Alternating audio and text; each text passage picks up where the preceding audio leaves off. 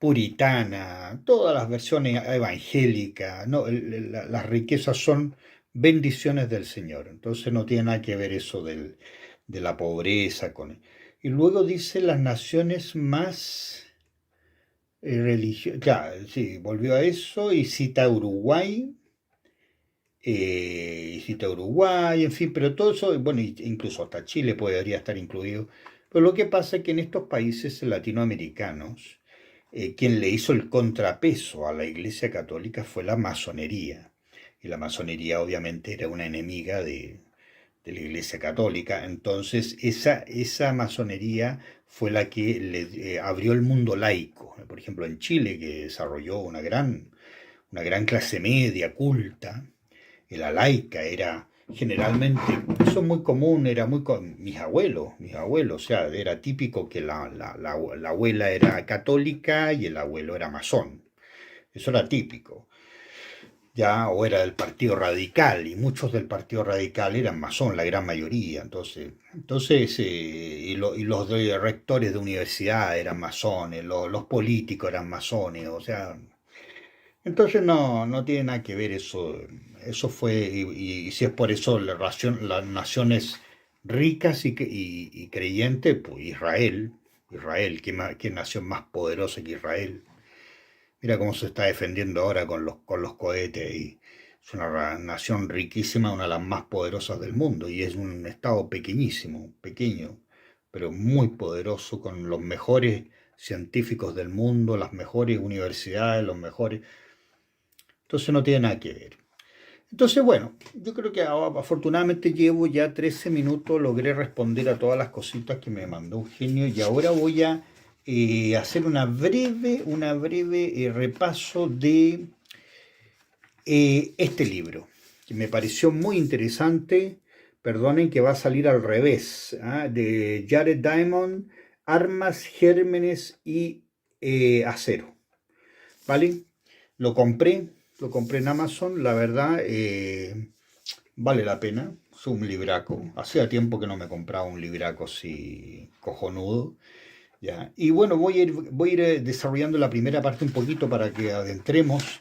Dice que hablando con un maorí, un nuevo neoguineano, a lo mejor de un área así educativa, en fin. Este guineano que se llamaba Yali, del cual él utiliza el nombre para ponerle el título al primer capítulo, que le llama La pregunta de Yali. Yali le pregunta a este señor, seguramente ya un señor de unos 40 años, le habrá dicho: ¿por qué vosotros los blancos desarrollasteis tanto cargamento, entre comillas pongo yo, cargamento, y lo trajisteis a Nueva Guinea, pero nosotros los negros teníamos tan poco cargamento propio? La palabra cargamento eh, se refiere, digamos, a todo. O sea, cargamento es como una palabra como para aglutinar todo lo que se le ocurre a una persona para describir. Imagínate tú los galeones españoles que venían con armas, con arcabuces, con cuánta cosa, o sea, y llegan a unas culturas donde las herramientas son de piedra, que los incas no tenían la rueda, por ejemplo. Entonces, a eso se refiere la palabra, usamos la palabra cargamento. Él la utiliza de una manera, pero nosotros la usamos de otra manera. Usamos la palabra cargamento como para significar toda la cultura, todo ese desarrollo cultural que traían los europeos. Entonces, en el fondo lo que está hablando es de la desigualdad, esa tremenda desigualdad que había entre los colonizadores europeos y los americanos o los australianos, en fin. Y pone una fecha, Jared Diamond, de 1500, en el 1500, en donde Europa, Asia y el norte de África, Europa, una parte del Asia y el norte de África, ya está en la industria del metal. esas zonas del mundo están en la industria del metal, en cambio en otras zonas del mundo no estaban en esa industria del metal. Incluso en el umbral de la industrialización, o sea, el metal, hablando del acero o el hierro o el bronce, ¿ya? Estaban en esos comienzos. ¿Ya? El bronce apenas comenzaba en el 1500 en Sudamérica. En Sudamérica recién empezaba el bronce en el 1500, cuando ya Europa y Asia y norte de África ya estaban en el acero, en el hierro y el acero. Ya en Eurasia, Eurasia ya llevaba 4000 años de desarrollo la industria del metal, desde la artesanía hasta lo más industrializado del momento. Entonces, el resto del mundo, ¿en qué nivel estaba? Estaba en un nivel de cazadores recolectores con herramientas de piedra. Y ahí viene entonces la pregunta, ¿por qué? ¿Por qué ese desarrollo? Vienen las teorías, hay varias teorías, se habla del clima frío, del europeo, ¿ya? Pero nosotros vemos que no coincide mucho, porque el clima frío no necesariamente, ya incluso tenemos los mayas, que fueron una de las culturas más avanzadas, y no eran de clima frío, eran climas tropicales.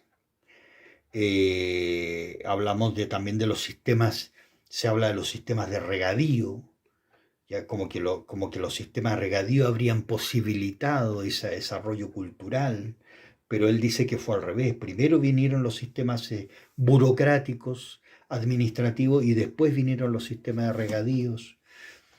Entonces, luego finalmente habla de Arnold Toynbee. Arnold Toynbee, yo lo cité también y lo cita este señor.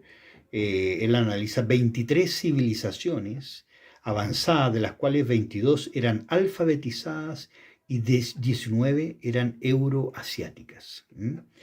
Pero Diamond busca las raíces de la desigualdad, las raíces de esta desigualdad tecnológica cultural. Lo que a Toynbee no le interesa, porque él está viendo las cosas con otro enfoque, quizás más antiguo. Está viendo las civilizaciones. A lo mejor está buscando en el alfabeto, en otras áreas donde estaría el principio de la civilización, los principios de la civilización. Entonces, lo vamos a dejar hasta aquí. Yo creo que este es un tema bastante interesante. Ya, no vamos a dejar de lado los otros temas filosóficos, pero yo propongo adentrarnos en estas ideas porque son interesantes y que inquietan un poco, aunque incluso hasta se politizan, ya entran a veces en discusiones políticas, pero yo lo veo más que nada como un tema filosófico de la humanidad. O sea, ¿por qué ciertas culturas llegaron a tal desarrollo y otras no? ¿Y por qué también ciertas culturas, por ejemplo, como yo lo señalé en uno de los debates con Eugenio, China, que estuvo atrasada durante siglos y siglos y siglos, y en 3, 4 décadas copió todo al mundo occidental, y ya se puso el día, y ya estamos al borde ya de tener a China como primera potencia del mundo. Bueno, China tenía un bagaje anterior que le permitió coger todo lo que venía, pero se quedó rezagada durante siglos y siglos. Entonces, ese es el tema de la inteligencia, el tema del pensamiento y la inteligencia y el desarrollo. Dejémoslo hasta aquí y ya veremos cómo seguimos fundiendo todas estas temáticas que están saliendo con Eugenio. Y bueno, ha sido un placer, no me quiero alargar mucho para poder subir este video. Un abrazo, Eugenio, y estamos al habla. Cuídate. Chao.